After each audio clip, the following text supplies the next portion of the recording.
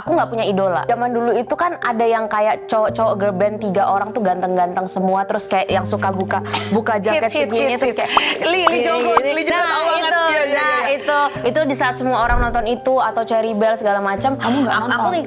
Aku ngikutin cuma Tahu tahu. ya. Hidupmu tuh dipakai buat lebih diputar otaknya untuk bekerja ya. Hobinya apa sih? Hobinya kerja.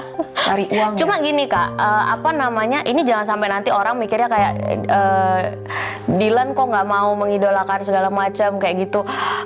Karena terus ya? Karena aku mikirnya ya nggak ada yang lebih pantas kita idolakan selain diri kita sendiri sih. Idi, kata gua, izin kakak, lu ngidolain orang yang banyak-banyak tapi lu lupa sama perkembangan diri lu sendiri. Betul. Gitu ya. Jadi fokus sama dia. Tapi kenapa aku nggak nonton drakor apa segala macam itu karena aku tahu itu bakalan bikin adiksi, karena memang itu kan memang bagus kan ceritanya, bikin baper, bikin kayak gitu. Nah aku tuh nggak mau ketergantungan ke situ, makanya kenapa aku nggak minum minuman keras. Iya. Bukan karena mungkin itu nggak enak atau bukan karena itu Kamu mungkin khawatir nggak adiksinya? Betul, karena aku takut kecanduannya itu. Jadi memang aku nggak mau. Aduh, dengan perubahan kamu seperti sekarang ini, aku tuh penasaran banget deh. Jujur li, deep in your heart, sebenarnya Dilan, kamu tuh udah berdamai belum sih sama hal yang kemarin udah pernah terjadi di hidupnya kamu? Iya, alhamdulillah ya Kak. Karena dari awal tuh aku juga nggak pernah memanipulasi diriku sendiri atas rasa sakit. Kalau aku marah ya aku marah. Kalau aku sebel belum bisa maafin ya aku bilang aku belum bisa maafin. Aku tunjukin, aku lampiasin semua. Akhirnya karena itu di awal-awal doang kayak begitu. Sekarang tuh udah tenang Kak. Karena semua emosi tuh udah keluar. Kamu keluarin. Semua yang aku pengen sampai ini tuh udah tersampaikan. Jadi sekarang tuh memang bener-bener udah tenang, damai, dan nggak ngeliat ke belakang lagi. Alhamdulillahnya udah begitu. love self. Cuma aku tuh memang ini loh di fase kayaknya aku pengen sendiri dulu deh. Karena ternyata Agree. jadi janda tuh enak banget loh.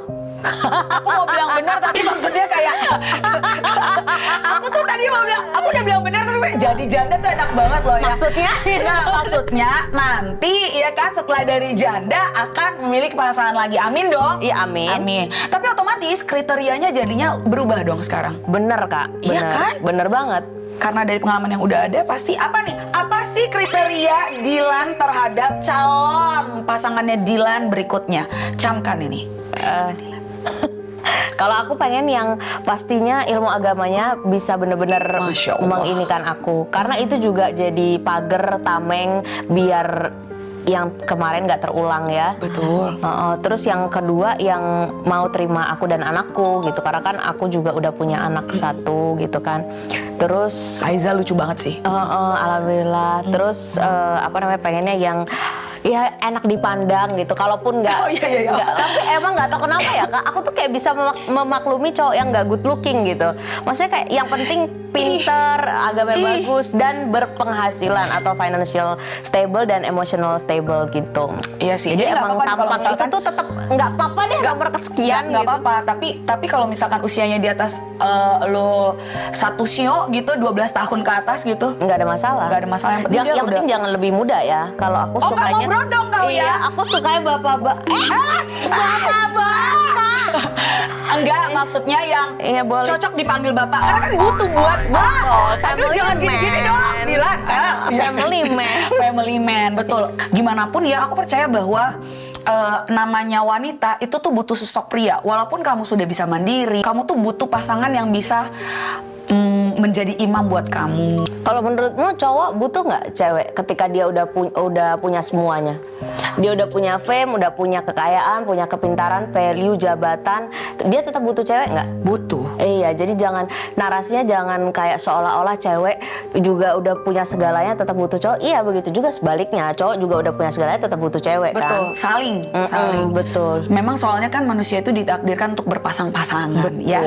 Tapi apa nih akhirnya membuat momen pada diri kamu sendiri itu akhirnya kamu menyudahi pernikahan kayak wah ini cukup sih, enough banget, gue udah nggak bisa pertahanin lagi. Iya, Pas itu, nemuin Kak. kejadian itu. Pas yang kejadian selingkuh itu, tapi dia udah maju, mau rujuk pun minta duit, mau Yang pisah itu? pun minta duit. Nah di situ tuh aku bener-bener tersadar, oh ini orang Matrenya, levelnya udah maksimum banget. matre maksimal. Udah nggak bisa.